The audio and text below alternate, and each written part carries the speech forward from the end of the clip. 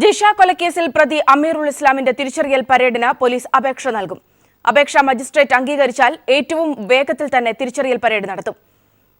കാക്കനാട് പ്രത്യേക സബ് ജയിലിൽ വെച്ചായിരിക്കും തിരിച്ചറിയൽ പരേഡ് നടക്കുക. രാവിലെ 11 മണിക്ക് CJM കോടതിയിലാണ് അപേക്ഷ നൽകുക. പ്രതിയെ മാധ്യമങ്ങൾക്കും ജനങ്ങൾക്കും മുൻപിലേക്ക് കൊണ്ടുവരേണ്ട എന്നുള്ളൊരു നിലപാടിൽ തന്നെയാണ് ഇപ്പോഴും പോലീസ് ഉള്ളത്. അതുകൊണ്ട് തന്നെ കഴിഞ്ഞ ദിവസം കോടതിയിൽ ഹാജരാക്കിയപ്പോൾ ഹെൽമറ്റ് ധരിപ്പിച്ചായിരുന്നു പ്രതിയെ എത്തിച്ചിരുന്നത്. തിരിച്ചറിയൽ പരേഡ് ഒരുപക്ഷെ കേസുമായി ബന്ധപ്പെട്ട മറ്റ് പല കാര്യങ്ങളും വ്യക്തമാക്കാനുള്ള സാഹചര്യം കൂടി ഒരുക്കും എന്ന ഒരു വിശ്വാസത്തിൽ തന്നെയാണ് പോലീസ് ഉള്ളത്.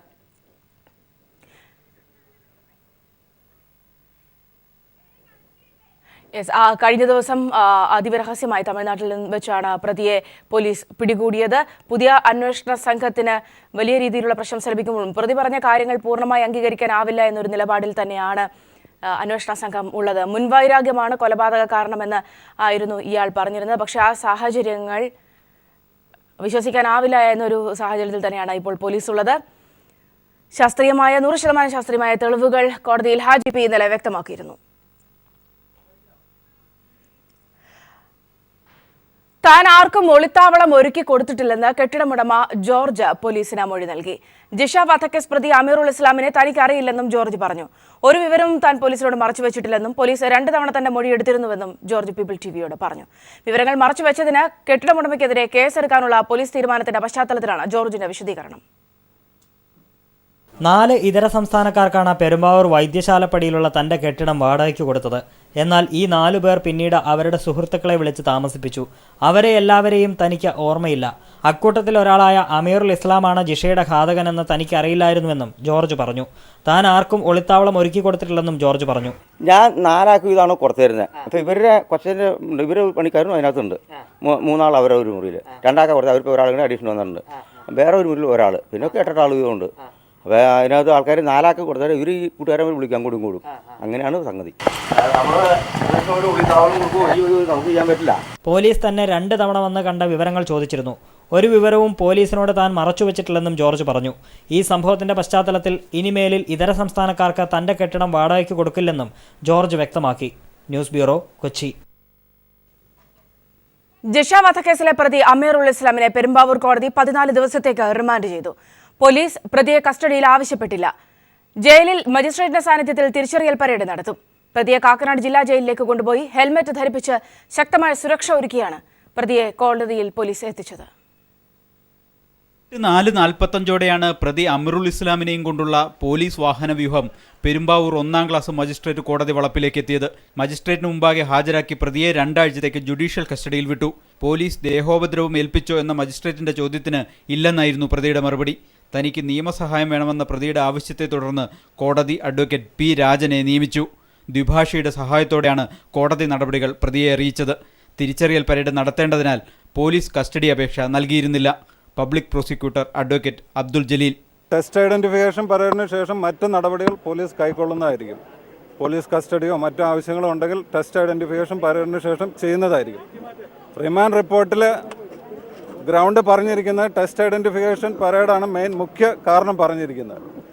പ്രതിയെ പിന്നീട് കാക്കനാട് സ്പെഷ്യൽ ജയിലിലേക്ക് കൊണ്ടുപോയി. 15 മിനിറ്റ് മാത്രമാണ് കോടതി നടപടികൾ നീണ്ടുനിന്നത്. പ്രതിയെ കാണാനായി ആയിരങ്ങൾ കോടതി പരിസരത്ത് തടിച്ചുകൂടിയിരുന്നു. അതുകൊണ്ട് തന്നെ വൻ സുരക്ഷ പോലീസ് ഒരുക്കി. ഹെൽമറ്റ് ധരിച്ചാണ് പ്രതിയെ ആലുവ പോലീസ് ക്ലബ്ബിൽ നിന്നും കോടതിയിലേക്ക് എത്തിച്ചത്.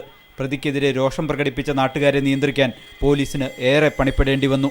തെളിവെടുപ്പ് നടപടികളിലേക്ക് കടക്കുന്നതിന് മുൻപായി തിരിച്ചറിയൽ പരേഡ് നടത്തേണ്ടതുണ്ട്. ഇതിനുള്ള അപേക്ഷ ഉടൻ മജിസ്ട്രേറ്റിന് സമർപ്പിക്കും. മജിസ്ട്രേറ്റിന്റെ സാന്നിധ്യത്തിൽ കാക്കനാട് സബ് ജയിലിനുള്ളിൽ വെച്ചാകും തിരിച്ചറിയൽ പരേഡ് നടത്തുക. കൊലപാതക ദിവസം പ്രതിയെ ജിഷയുടെ വീടിന് സമീപത്ത് കണ്ട അയൽവാസിയായ സ്ത്രീ പ്രതിയെ തിരിച്ചറിയേണ്ടതുണ്ട്. അതിനുശേഷം മാത്രമേ തെളിവെടുപ്പ് അടക്കമുള്ള മറ്റ് നടപടികളിലേക്ക് കടക്കൂ. News bureau, Kochi. 3 ദിവസം നീണ്ടു നിൽക്കുന്ന CPIM കേന്ദ്ര കമ്മിറ്റി യോഗം ഇന്ന് ദില്ലിയിൽ തുടങ്ങുന്നു. കേരളം ഉൾപ്പെടെ 5 സംസ്ഥാനങ്ങളിൽ നടന്ന നിയമസഭാ തെരഞ്ഞെടുപ്പ് അവലോകനമാണ് യോഗത്തിന്റെ പ്രധാന അജണ്ട. പാർട്ടി പ്ലീന തീരുമാനങ്ങൾ സമയബന്ധിതമായി നടപ്പാക്കുന്നതിനുള്ള ആലോചനകളും യോഗത്തിലുണ്ടാകും. കേന്ദ്ര കമ്മിറ്റി യോഗത്തിന് മുന്നോടിയായി ചേർന്ന പോളിറ്റ് ബ്യൂറോ യോഗം കേരളം, പശ്ചിമ ബംഗാൾ ഉൾപ്പെടെയുള്ള 5 സംസ്ഥാനങ്ങളിലെ തിരഞ്ഞെടുപ്പ് വിലയിരുത്തി.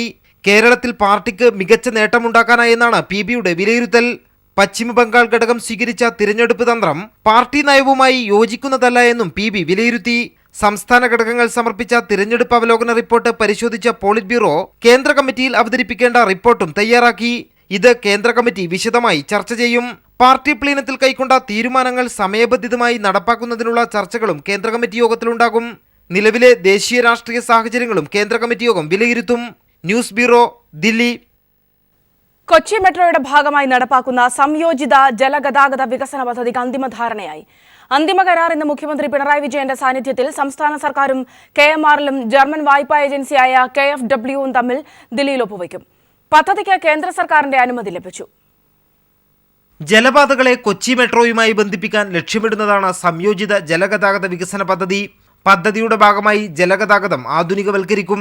അരൂർ മുതൽ വാരാപ്പുഴ വരെയുള്ള പ്രദേശങ്ങളെയും ഒറ്റപ്പെട്ടു കിടക്കുന്ന ദ്വീപുകളെയും ജലഗതാഗതം വഴി മെട്രോയുമായി ബന്ധിപ്പിക്കും. വിനോദസഞ്ചാരം പ്രോത്സാഹിപ്പിക്കാനും പദ്ധതിയിലൂടെ കഴിയുമെന്നാണ് പ്രതീക്ഷ. ജർമ്മൻ ബാങ്കായ KfWവിന്റെ സഹായത്തോടെയാണ് പദ്ധതി നടപ്പാക്കുന്നത്. 741 കോടി രൂപ ചിലവ് പ്രതീക്ഷിക്കുന്ന പദ്ധതിക്ക് 591 കോടി രൂപ KfWവിൽ നിന്നും വായ്പയായി ലഭിക്കും. ബാക്കി തുക സംസ്ഥാന സർക്കാരും KMRലും ചേർന്ന് കണ്ടെത്തും. നൂതന നാവിക സുരക്ഷയും ആധുനിക ബോട്ട് ജെട്ടികളും വൈഫൈ സൗകര്യവും ഉൾപ്പെടുത്തി 76 കിലോമീറ്റർ ജലഗതാഗതമാണ് പദ്ധതി ലക്ഷ്യം വയ്ക്കുന്നത്. News bureau, Dilli. വയനാട് പള്ളിവയലിൽ ജനവാസ മേഖലയിൽ ഇറങ്ങിയ കടുവ വനംവകുപ്പിന്റെ പിടിയിൽ. ഇന്ന് പുലർച്ചെയോടെയാണ് സ്വകാര്യ വ്യക്തിയുടെ കാപ്പിത്തോട്ടത്തിൽ വനംവകുപ്പ് സ്ഥാപിച്ച കൂട്ടിൽ കടുവ വീണത്. ഇന്നലെ രാവിലെയോടെയാണ് നൂൽപ്പുഴ പഞ്ചായത്തിലെ വടക്കനാട് പള്ളിവയലിൽ അവശനിലയിലായ കടുവയെ സ്വകാര്യ കാപ്പിത്തോട്ടത്തിൽ കണ്ടത്. ഉച്ചയോടുകൂടി കടുവയെ പിടികൂടുന്നതിന് വനംവകുപ്പ് കാപ്പിത്തോട്ടത്തിൽ കൂട് സ്ഥാപിച്ചു. ഇന്ന് പുലർച്ചെ കടുവ പിടിയിലാവുകയും ചെയ്തു. 9 വയസ്സു പ്രായമുള്ള പെൺകടുവയാണ് കൂട്ടിലായത്. വയറിനു താഴെ സാരമായി പരിക്കേറ്റ കടുവ തീർത്തും അവശനിലയിലാണെന്ന് വെറ്റിനറി സർജൻ ഡോക്ടർ ജിജിമോൻ പറഞ്ഞു. പിടിയിലായ കടുവയെ ബത്തേരി വൈൽഡ് ലൈഫ് ഓഫീസിലെത്തിച്ചു. ഇവിടെ നിന്നും പ്രാഥമിക ചികിത്സ നൽകിയതിനു ശേഷം തൃശൂരോ തിരുവനന്തപുരത്തോ മൃഗശാലയിൽ കൊണ്ടുപോകാനാണ് തീരുമാനം. അതേസമയം 2 വർഷത്തിനിടെ വയനാട്ടിലെ ജനവാസ മേഖലയിൽ നിന്നും വനംവകുപ്പ് പിടികൂടുന്ന 8ാമത്തെ കടുവയാണിത്. News bureau, Wayanad. വയനാട്ടിൽ നെൽകൃഷി കുറഞ്ഞുവരുന്ന സാഹചര്യത്തിൽ തരിശിടങ്ങളിൽ കൃഷിയിറക്കാൻ ജില്ലാ ഭരണകൂടത്തിന്റെ പദ്ധതി. ഇതിനായി തരിശായ നെൽപ്പാടങ്ങൾ കണ്ടെത്തി പട്ടിക നൽകാൻ കൃഷി ഓഫീസർമാർക്ക് ജില്ലാ കളക്ടർ കേശവേന്ദ്രകുമാർ നിർദ്ദേശം നൽകി. 2 വർഷത്തിലധികമായി കൃഷി ചെയ്യാത്ത നെൽപ്പാടങ്ങളിൽ ഇനി നെല്ല് വിളയും. ആദ്യഘട്ട വിവരശേഖരണം നടക്കുകയാണിപ്പോൾ. പാടശേഖര സമിതികൾ, സ്വയം സഹായ സംഘങ്ങൾ, കുടുംബശ്രീകൾ എന്നിവരെ സഹകരിപ്പിച്ചാണ് കൃഷി ഇറക്കുക. നെൽകൃഷി കുറയുന്നത് ജില്ല നേരിടുന്ന വരൾച്ചയുടെ പ്രധാന കാരണമായി ജില്ലാ കളക്ടർ കേശവേന്ദ്രകുമാർ പറയുന്നു. 3-4 വർഷം വരെ കൃഷിയില്ല, പിന്നെ ഒരു കരഭൂമി പോലെയാവും. ആ ഭാഗത്തിൽ വാട്ടർ ടേബിൾ നമ്മുടെ ഈ വേനൽക്കാലിലെ ആ ഒരു ഇഷ്യൂ കൂടെ ഉണ്ടായിരുന്നു. ഏത് ഭാഗത്തിൽ കൃഷി, വയൽ കൃഷി തീരെയില്ല, ആ ഭാഗത്തിൽ കൂടുതൽ പ്രശ്നമായിട്ട് വന്നു. സോ ആ 2 പർപ്പസ് ഒരെണ്ണമാണ് ഇതിൽ കർഷകർക്ക് ഒരു നല്ല വരുമാനം ഉണ്ടാക്കാൻ പറ്റും. അതിനുവേണ്ടി ഒരു മാർക്കറ്റിംഗ് സപ്പോർട്ട്, സബ്സിഡി സപ്പോർട്ട് വേണം. കൃഷി ലാഭകരമാക്കണം. തനതു വിത്തിനങ്ങളിൽ നിന്നുള്ള നെല്ലുൽപാദനത്തിന് നല്ല വിപണി സാധ്യതകൾ കണ്ടെത്തണം. നെൽകൃഷിക്ക് ആവശ്യമായ പ്രോത്സാഹന പരിപാടികൾ ആസൂത്രണം ചെയ്യണമെന്നിങ്ങനെ പദ്ധതിക്കായി വിപുലമായ മാർഗരേഖകളാണ് ജില്ലാ ഭരണകൂടം തയ്യാറാക്കുന്നത്. ജൈവകൃഷിക്കാണ് പ്രാധാന്യം നൽകുക. നെൽവയലുകളുടെ തരംമാറ്റലിൽ നിബന്ധനകൾ കർശനമാക്കാനും ജില്ലാ ഭരണകൂടം തീരുമാനിച്ചിട്ടുണ്ട്. അനൂപ് കയാർ, വയനാട്. ശക്തമായ മഴയിലും കാറ്റിലും തിരുവനന്തപുരത്ത് വൻ നാശനഷ്ടം. ജില്ലയുടെ വിവിധ ഭാഗങ്ങളിൽ മരം വീണ് നിരവധി വീടുകൾ തകർന്നു. വലിയതുറയിൽ കടൽക്ഷോഭത്തിലും കാറ്റിലും 5 വീടുകൾ തകർന്നു. ജില്ലയിലെ മലയോര പ്രദേശങ്ങളിലും വ്യാപക നാശനഷ്ടങ്ങളുണ്ടായി. കഴിഞ്ഞ ദിവസം വൈകിട്ട് 1 മണിക്കൂറോളമുണ്ടായ ശക്തമായ മഴയിലും കാറ്റിലും തിരുവനന്തപുരം ജില്ലയിൽ വ്യാപക നാശനഷ്ടങ്ങളാണുണ്ടായത്. നഗര ഗ്രാമപ്രദേശങ്ങളിലായി വിവിധയിടങ്ങളിൽ മരം വീണ് നിരവധി വീടുകൾ തകർന്നു. മലയോര മേഖലകളിലാണ് ഏറെയും വീടുകൾക്ക് നാശം സംഭവിച്ചത്. വലിയതുറയിൽ കടൽക്ഷോഭത്തിലും ശക്തമായ കാറ്റിലും 5 വീടുകളുടെ മേൽക്കൂര പൂർണ്ണമായും തകർന്നു. മരം വീണ് പലയിടങ്ങളിലും റോഡ് ഗതാഗതം തടസ്സപ്പെട്ടു. നേമത്ത് നിർത്തിയിട്ടിരുന്ന തിരുവനന്തപുരം ചെന്നൈ എഗ്മോർ എക്സ്പ്രസിന് മുകളിൽ മരം വീണ് 2 മണിക്കൂറോളം റെയിൽവേ ഗതാഗതവും തടസ്സപ്പെട്ടു. ജില്ലയിൽ മൊത്തം 50ഓളം മരങ്ങൾ കടപുഴകിയതായാണ് ദുരന്ത നിവാരണ വിഭാഗത്തിന്റെ കണക്ക്. അതേസമയം എവിടെ നിന്നും ആളപായം റിപ്പോർട്ട് ചെയ്യപ്പെട്ടിട്ടില്ല. വൈദ്യുത ലൈനുകളിൽ മരം വീണതിനെ തുടർന്ന് ജില്ലയിലെ വിവിധ ഭാഗങ്ങളിൽ വൈദ്യുത ബന്ധവും തകരാറിലായി. KSEB തിരുവനന്തപുരം ഡിവിഷനിലെ 14 സെക്ഷൻ പരിധിയിലും വ്യാപക നാശനഷ്ടമുണ്ടായി. ഏറെ നേരത്തെ അറ്റകുറ്റപ്പണിക്ക് ശേഷമാണ് പലയിടങ്ങളിലും വൈദ്യുത വിതരണം പുനഃസ്ഥാപിച്ചത്. ശക്തമായ കാറ്റിൽ ട്രാൻസ്മിറ്റർ തകർന്നു വീണതിനെ തുടർന്ന് ആകാശവാണി തിരുവനന്തപുരം നിലയത്തിന്റെ പ്രക്ഷേപണം നിലച്ചു. കുളത്തൂരിൽ 1973 സ്ഥാപിച്ച 120 മീറ്റർ ഉയരമുള്ള ട്രാൻസ്മിറ്ററാണ് കാറ്റിൽ നിലം പതിച്ചത്. ചരിത്രത്തിലാദ്യമായാണ് ആകാശവാണി തിരുവനന്തപുരം നിലയത്തിൽ നിന്നുള്ള സംപ്രേക്ഷണം നിലയ്ക്കുന്നത്. News bureau, Thiruvananthapuram. ഇന്നലത്തെ കനത്ത കാറ്റിലും മഴയിലുമായി നൂറുകണക്കിന് നാശനഷ്ടങ്ങളാണ് തിരുവനന്തപുരത്തും നഗരത്തിലും സമീപ പ്രദേശത്തും ഉണ്ടായത്. ചെങ്കൽച്ചൂള ഫയർ സ്റ്റേഷനിൽ മാത്രമായി 2 മണിക്കൂറിനിടെ സഹായം ചോദിച്ചെത്തിയത് 120-ലേറെ കോളുകളാണ്. 50 വർഷത്തെ ഫയർ സ്റ്റേഷന്റെ ചരിത്രത്തിൽ ആദ്യമായാണ് ഇത്രയധികം പരാതികൾ ഒരേ ദിവസം ഇവിടെ എത്തുന്നത്. വാട്ടർ ടാങ്കിന് താഴെ അല്ലേ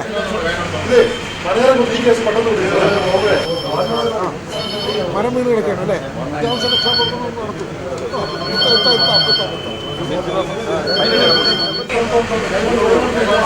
ഇടതടവില്ലാതെ ചിലയ്ക്കുന്ന ഫോൺ എടുക്കുന്ന ഫയർമാന്റെ മുഖത്ത് ഉദ്വേഗം കലർന്ന ആകാംക്ഷ.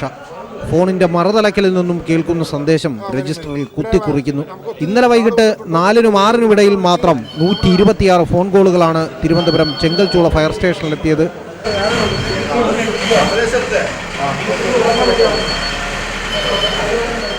50 കൊല്ലത്തെ ഈ സ്റ്റേഷന്റെ ചരിത്രത്തിലാദ്യമായിട്ടാണ് ഇത്രയും വലിയ മഴക്കെടുതി നേരിടേണ്ടി വരുന്നതെന്ന് സ്റ്റേഷൻ ഓഫീസർ ദിലീപ് സാക്ഷ്യപ്പെടുത്തുന്നു. ഇപ്പോൾ തന്നെ ഏകദേശം 100-ൽ കൂടുതൽ 125ഓളം കോൾ അറ്റൻഡ് ചെയ്യാൻ പോയിട്ടുണ്ട്.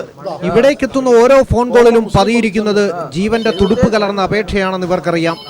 അതുകൊണ്ട് തന്നെ രക്ഷാപ്രവർത്തനത്തിന് ഒരു നിമിഷം പോലും പാഴാക്കാൻ ഇവർക്കില്ല. ഒരു നിമിഷം പോലും പാഴാക്കാതെ ഇവർ കുതിക്കുകയാണ് ആരെയൊക്കെയോ രക്ഷിക്കാനുള്ള തത്രപ്പാടിൽ. ക്യാമറമാൻ RK കുമാറിനൊപ്പം S ജീവൻകുമാർ, തിരുവനന്തപുരം. അടിമാലി പഞ്ചായത്ത് പരിധിയിലെ 3 റോഡുകളുടെ നിർമ്മാണം വനംവകുപ്പ് തടഞ്ഞു. വനാതിർത്തിയിലെ ആദിവാസി ഊരുകളിലേക്ക് വനാവകാശ നിയമപ്രകാരം MLA ഫണ്ട് വിനിയോഗിച്ച് നിർമ്മാണം ആരംഭിച്ച റോഡാണ് വനംവകുപ്പ് തടഞ്ഞത്. വനാതിർത്തിയിലെ റോഡ് നിർമ്മാണം വനം വകുപ്പ് തടഞ്ഞതോടെയാണ് നാട്ടുകാർ പ്രതിഷേധവുമായി രംഗത്തു വന്നത്. അടിമാലി പഞ്ചായത്തിലെ 3 റോഡുകളുടെ നിർമ്മാണ പ്രവർത്തനമാണ് വനം വകുപ്പ് തടഞ്ഞത്. മുൻപ് DFO അനുമതി നൽകി ആരംഭിച്ച റോഡ് നിർമ്മാണവും ടാറിങ്ങും പുരോഗമിക്കവെയാണ് പുതിയ മൂന്നാർ DFOയുടെ നിർദ്ദേശപ്രകാരം പണികൾ വനം വകുപ്പ് തടഞ്ഞത്. ഇടുക്കി ജില്ലയിലെ 100 കണക്കിന് വരുന്ന ആദിവാസി സങ്കേതങ്ങളിലെ വികസനത്തെ ആകെ അട്ടിമറിക്കുന്ന തരത്തിൽ കഴിഞ്ഞ UDF ഗവൺമെൻറ് ഫോറസ്റ്റ് ഡിപ്പാർട്ട്മെൻറ്റ് വഴി പുതിയൊരു ഉത്തരവ് നടപ്പാക്കിയിരിക്കുകയാണ്.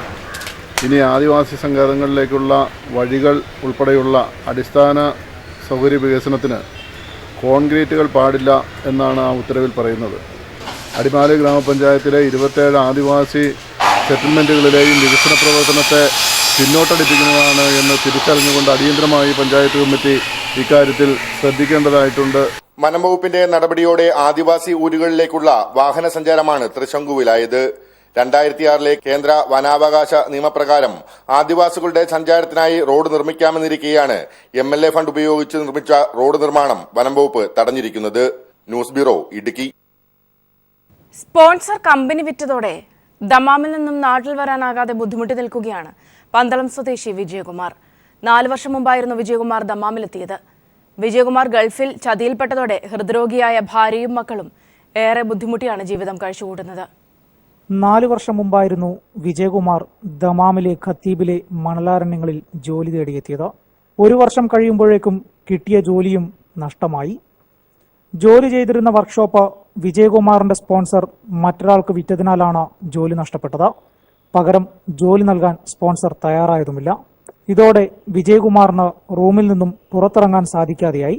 2 വർഷം അതിന്റെ ഇൻകം എക്സ്പയർ ആയിട്ട് ഞാൻ നാട്ടിൽ പോയിട്ട് 2.5 വർഷമായി. 5 മാസമായിട്ട് സാലറി കിട്ടുന്നില്ല. 3 വർഷമായിട്ട് ജോലിയില്ല. ജോലി എടുക്കേണ്ട, റൂമിൽ ഇരുന്നോളാൻ പറഞ്ഞിരിക്കുകയാണ്. എനിക്ക് സ്റ്റോണിന്റെ പ്രശ്നമുണ്ട്. എനിക്ക് ആകെ ബുദ്ധിമുട്ടാണ്. ഭക്ഷണം നിവർത്തിയില്ല.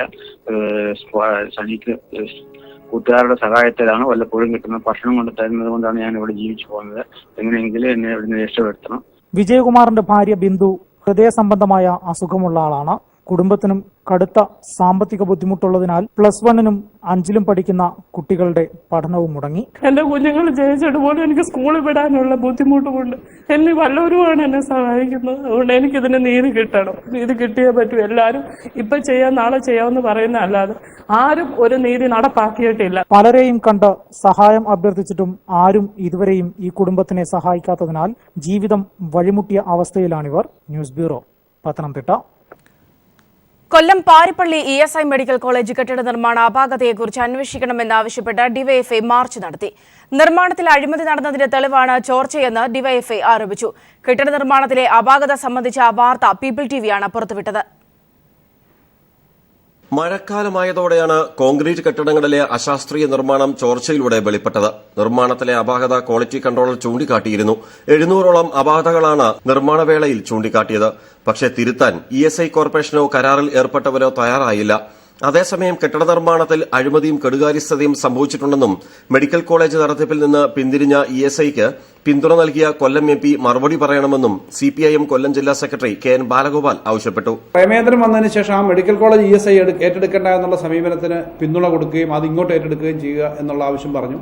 അങ്ങനെ മെഡിക്കൽ കോളേജ് ESI നടത്തേണ്ടത് ഇല്ലാതാക്കി നിർമ്മാണ പ്രവർത്തനത്തിന് ഇപ്പോൾ പോരായ്മ വരുന്നിരിക്കുന്നു. അപ്പോൾ ഇതിനെ സംബന്ധിച്ചൊക്കെ വളരെ സമഗ്രമായി ഈ നിർമ്മാണ പ്രവർത്തനത്തെ സംബന്ധിച്ച് വളരെ ഗൗരവതരമായും സമഗ്രമായും അന്വേഷണം നടത്തേണ്ടതാണ്. കേന്ദ്ര ഗവൺമെന്റ് നിലപാടെടുക്കാൻ വേണ്ടിയിട്ട് സംസ്ഥാന ഗവൺമെന്റ് അവരുടെ ശ്രദ്ധപ്പെടുത്തുമെന്നാണ് ഞാൻ കരുതുന്നത്. എന്തായാലും ഗുരുതരമായ അഴിമതി ഇക്കാര്യത്തിൽ നടന്നു എന്നാണ് വാർത്തകൾ കാണുമ്പോൾ മനസ്സിലാവുന്നത്. അപ്പോൾ അത് ഒന്ന് പരിശോധിക്കേണ്ടതാണ്.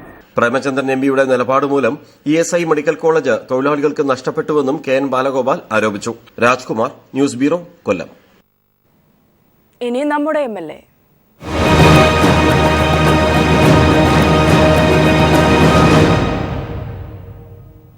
കൽപ്പറ്റ മണ്ഡലത്തിന്റെ രാഷ്ട്രീയ ചരിത്രത്തിൽ ആദ്യമായാണ് CPIM-ൽ നിന്നുള്ള ഒരു ജനപ്രതിനിധി ഇത്തവണ ഉണ്ടായത്. CPIM ജില്ലാ സെക്രട്ടറിയായിരുന്ന CK ശശീന്ദ്രൻ ജില്ലയുടെ അനവധിയായ പ്രതിസന്ധികളിൽ നേരിട്ടിടപെട്ട വ്യക്തിയാണ്.